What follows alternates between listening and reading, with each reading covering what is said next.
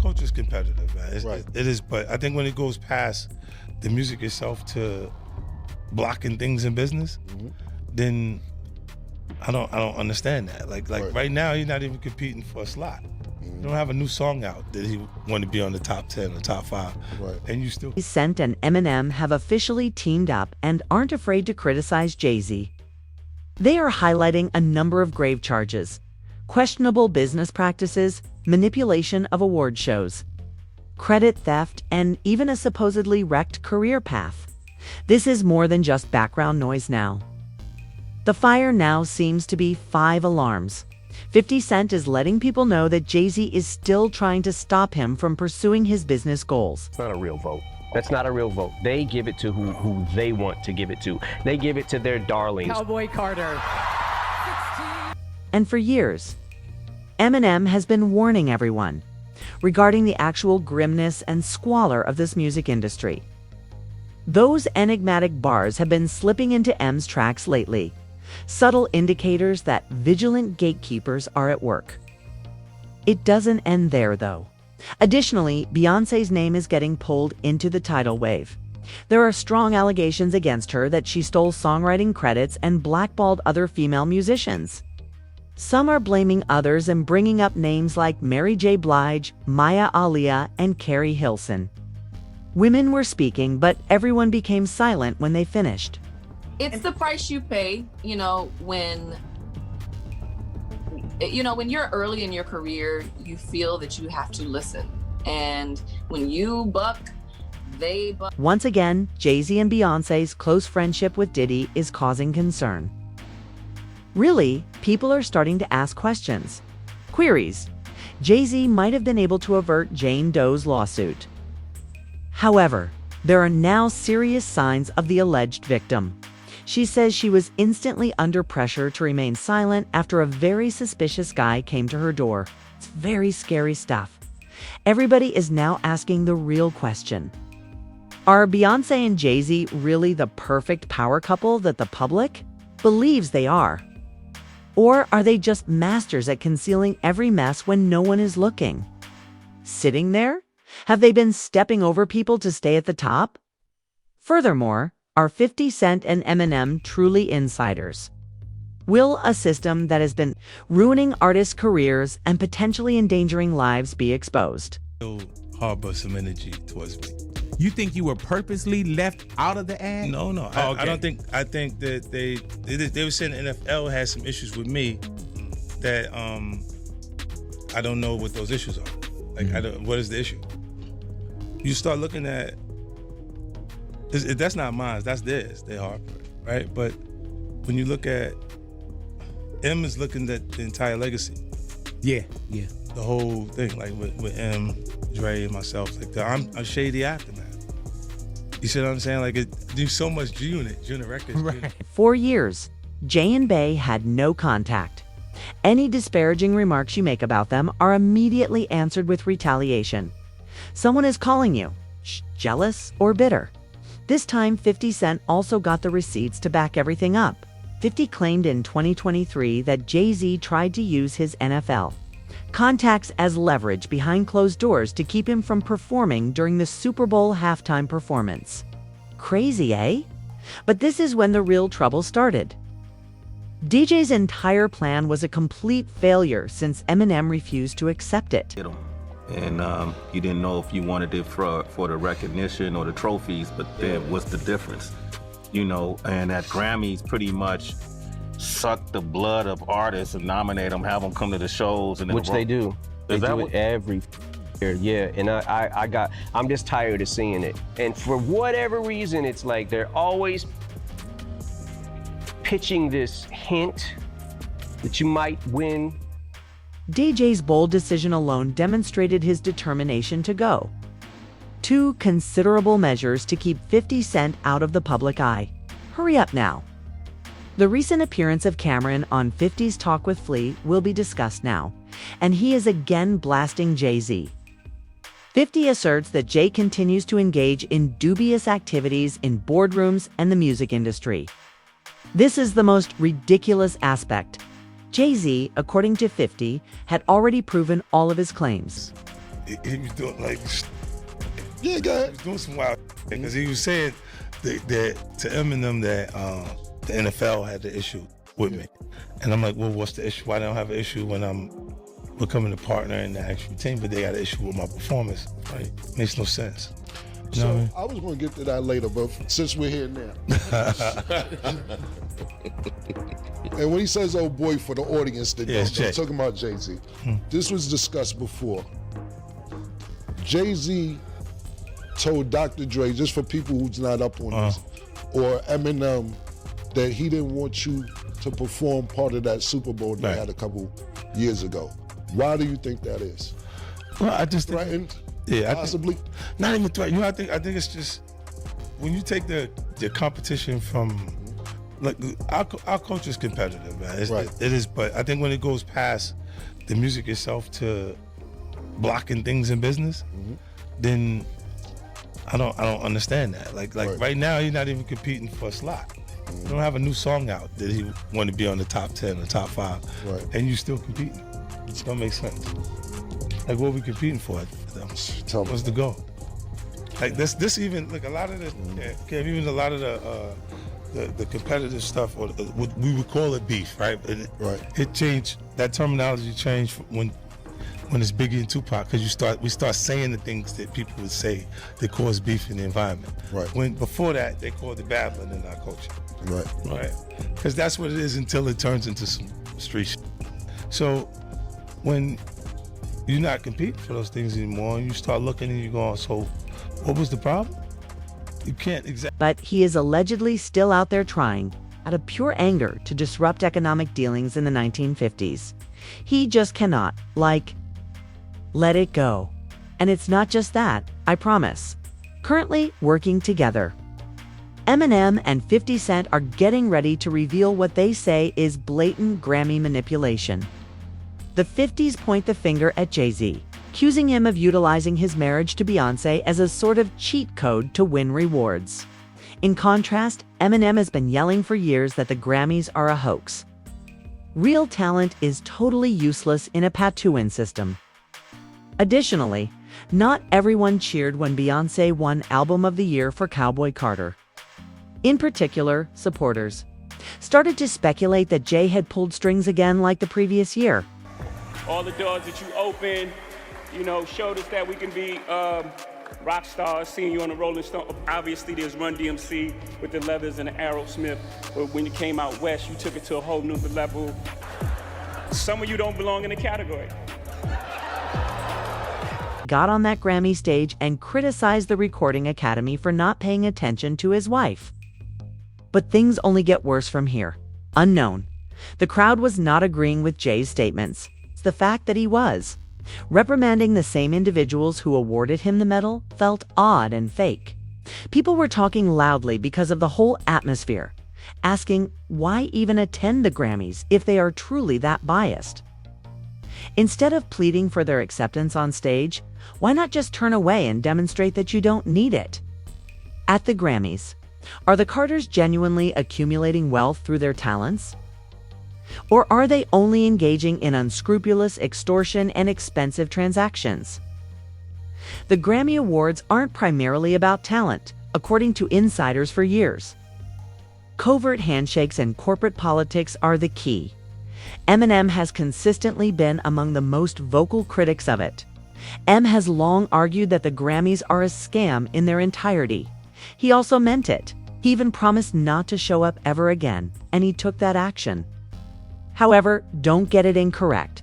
It doesn't make Eminem a bad person that he lost. He said quite clearly, if another artist really dropped a better album than him, he'd respect it. He considers the Grammys' pronunciation of his name particularly irritating. Eminem is exaggerated. His face appears throughout the ads. And it appears as though he has a real chance to win a trophy in order to boost views and ratings. Then, when the concert finally arrives, he exits without warning, as though he had never been taken into consideration. Mirrors that smoke all day.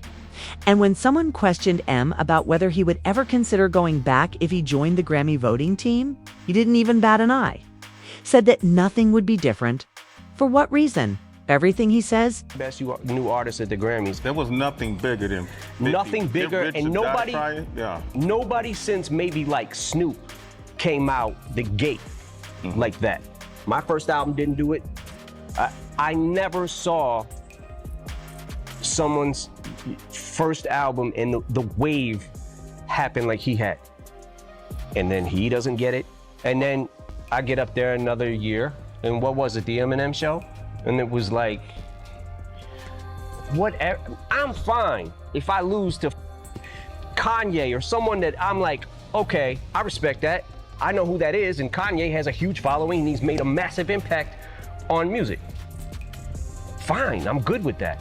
But don't get us all here to use your selling point for your show and stiff everybody every single time. And I said, after that point in time, I was like, don't ever ask me to here again. Please do not ask me. My answer is no for 100 million years. Those votes have no significance. Currently, 50 Cent is riding right next to him, further demeaning him. He's going beyond simply saying that the Grammys are rigged. 50 said unequivocally that Jay-Z's success was unrelated to music. 50 asserts that Jay's marriage to Beyoncé is the cause of his high praise. According to him, the Recording Academy knows about it. As long as Jay and Bey are present, they will be given those honors. The show suddenly becomes a global trend after the cameras flash and the ratings skyrocket. What comes next, then? Continue to suggest Jay and Beyoncé. Keep rewarding them in order to make sure the power couple gets center stage. But 50 Cent wasn't all that. Not close at all. His latest appearance on the Ridiculous podcast was much more strident. Jay-Z's entire empire, all those Grammy trophies, isn't really about raw talent, 50 simply said. It's all up to his husband. 50 also didn't end there. He also referred to Jay and Beyoncé's collaboration as a contract without reservation. He suggested that they might just be keeping their cool for the sake of the deals, the prestige and the power that come with it. Crazy, eh? There are 50 persons who disagree that Jay is abusing his position of authority. The idea that Beyoncé and Jay-Z purposefully excluded other musicians has been the subject of years of insider speculation. For what reason? Simple. No one else is therefore extraordinarily smart. They are, therefore, always the winners. Always the main goal. Next is the eerie story of Beyoncé's former bodyguard, Uncle Ron. Before he passed away from pneumonia, Uncle Ron made a statement and claimed to have receipts. Evidence that Jay and Bey crushed up-and-coming talent, ruined lives, and ruined careers, in an attempt to ensure their own rule. His claim was, I knew too much. The timing of his death is a topic of much discussion, to put it mildly. How could we avoid bringing up Jaguar in the midst of something like this? Despite having previously been Jay-Z's backing vocalist, she is currently one of his most outspoken and bitter critics. Many details have been leaked by the Jaguars, who claim that others close to Jay, including Big L, the famed Harlem player, either mysteriously died or had their careers terminated at the same time that Jay was taking off. We ought to pause for a while and talk about Big L, one of the most popular artists in Harlem in the early 1990s. Big L was a lyrical monster, known for his crazy freestyles. The sound of his name was echoing through the streets. He made a splash with his debut after signing a deal with Columbia Records. Even after being freed by Columbia, Big L wasn't ready to let up. He had established his own record label and was making significant progress. At that moment, Dame Dash, one of Rockefeller's co-founders, started to pay attention. Big L was finally preparing for that big break. But tragedy befell him just as his career was about to take off. On February 15, 1999, Big L was shot and killed in Harlem during a drive-by. And after all these years, the case has not been resolved. Justice is impossible without answers. But if you ask Jag, you're correct, she's not concealing anything. She is adamant that Jay-Z might have been responsible. That's the kind of suspicion that's currently around him. Jay-Z or even heard him spit a rhyme was at an MC battle, street battle in New York. But he didn't show up as Jay-Z. He didn't show up as the hottest rapper on the street. He showed up as the that was with Big L. Rest For in those peace. of you, Rest in peace, Big L. rest in peace, Big L. One of the That was the dopest. sensei. One of the dopest. Yes. Big L was who put Jay-Z on. Without question. And then Big L died, and then the next thing you know, Jay-Z. As we move on to the next icon, it's time to focus more on DMX. The DMX was among the few rappers that weren't 50, the person who dared to go straight up to. Jay-Z was Cent. DMX typically portrayed Jay as sly, jealous, and bitter. In 2004, Jay was elected president of Def Jam, which further sparked chaos. DMX had been holding Def Jam tightly. 5 albums between 1998 and 2003 were #1 in a row. Okay, I see what's really good. You're trying to eliminate the competition, you know, because at first you retire, you know, then get me off the label. Now you back rapping. However, DMX claimed that Jay-Z purposefully delayed the release of Year of the Dog, his 6th project. Decided to put it off until he could return. Straight power moves require control. Rap or sing or whatever, don't become a part of the game. You know what? Listen to a song I called The Industry. And that pretty much explains, you know what I'm saying, what it's about. The industry. Man, it's not the same. The industry, it's not a f***ing game.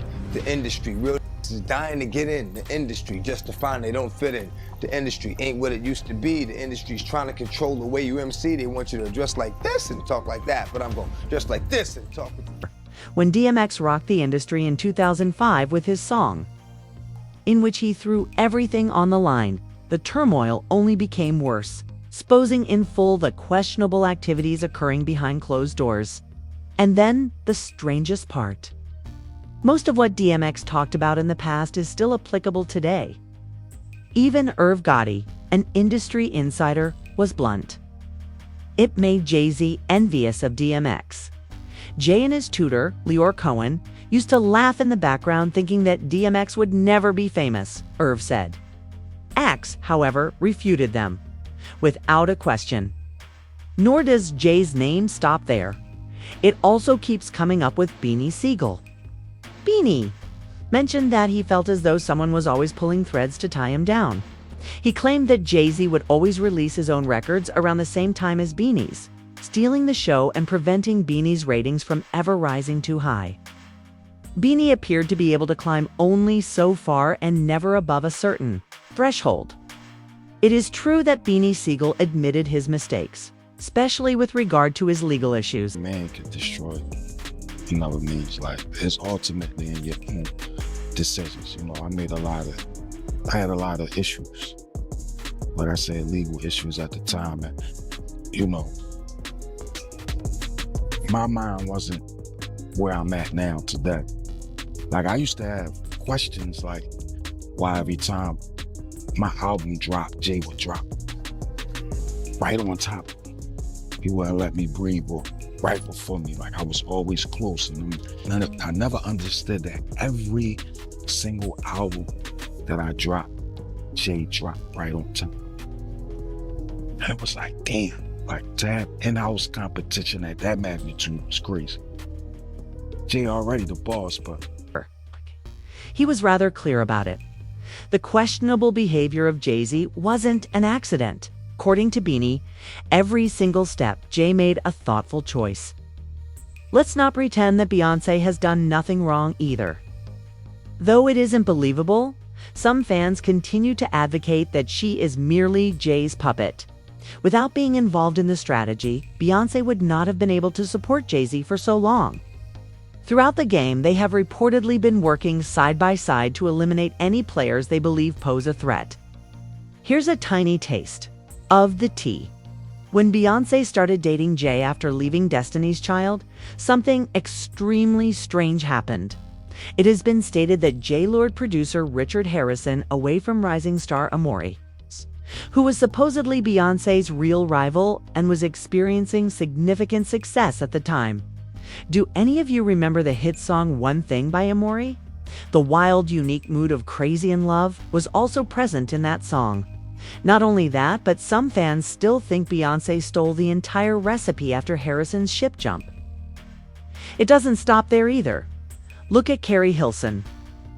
She and Beyoncé got into a heated public dispute that ended badly. Carrie's own producers are rumored to have purposefully set her up for cancellation and disgrace by deceiving her into recording a diss track against Bey, after Carrie first denied it. Things became worse when she refused to handle a magazine cover with Jay-Z and Beyoncé on it. Would you like to hold the magazine? Carrie Hilson was consulted. Her refusal sent the Beehive into a frenzy. Carrie's supporters were critical of her. She is even being confronted in public by others. But behind the scenes, gossip started to spread. Beyoncé may have planned the whole thing, according to some. Some stories claim that Bey infiltrated Carr's squad with inside information, those who made arrangements for her to record the diss track while Beyoncé maintained her hand hygiene and portrayed the defenseless victim. And years later, in 2020, Carrie sort of confirmed that in an interview. She confessed to feeling pressured to take that song off. It was also a very real threat she later got. It was not only intermittent fallout, that was career sabotage dramatized. When you're early in your career, you feel that you have to listen. And when you buck, they buck harder and they make threats. And those threats are huge ones. And you know what I mean? You don't feel like you have a choice. I really didn't. We can't ignore Kellis. Outright, she accused Beyoncé of stealing after Bey, copied her popular song Milkshake without mentioning her by name. It gets crazy at this point. It wasn't known to Kellis until she came across it online. She discovered it on social media, just like everyone else. Kellis said, "I heard about this the same way everyone else did, on social media. Nothing ever goes as expected. Some of the people in this industry are soulless and dishonest, and they have deceived everyone." Later, Kellis posted a thorough explanation of the whole situation on Instagram, saying it was more than just music. Respect was at issue. She added, "There aren't many black female musicians in the business with actual clout. And a simple phone conversation might have resolved everything given all of the shared friends and personal connections." As Kellis put it bluntly, "Getting in touch with me isn't that difficult. It's only common sense." But instead of stating she was sorry or admitting her error, Beyoncé just removed the sample without a word. Nothing but silence, no commitment, no accountability. Then comes Mia, a name that isn't heard much anymore, but for all the wrong reasons. She reportedly refused Jay-Z's advances, which resulted in her being blackballed. During interviews, Mia has been vocal in her condemnation of powerful figures in the industry who abuse their position to endanger aspiring, up-and-coming singers. Mia made life simple for herself. She turned to go after declining. However, that action came with a price. Mia hinted that excluding some individuals led to her reputation being damaged and her career being subtly pushed aside. Given the number of persons who have come forward, 50 Cent, Eminem, Kellis, Mia, Jaguar, Wright, DMX, Beanie Sigel, and others, the question is now quite clear. Are Beyoncé and Jay-Z secretly sabotaging the competition, or are they just protecting their businesses? Moreover, contrary to what many people think, this list isn't at all exhaustive. If you think we missed somebody, please immediately let us know in the comments area. What do you think about each of these assertions? Are the Carters genuinely untouchable, or are they just highly skilled at hiding the mayhem that goes on behind the scenes? Remember to like this video, subscribe, and share it with your friends. Click the bell to make sure you don't miss any of the numerous bizarre stories that provide additional insight into the music industry.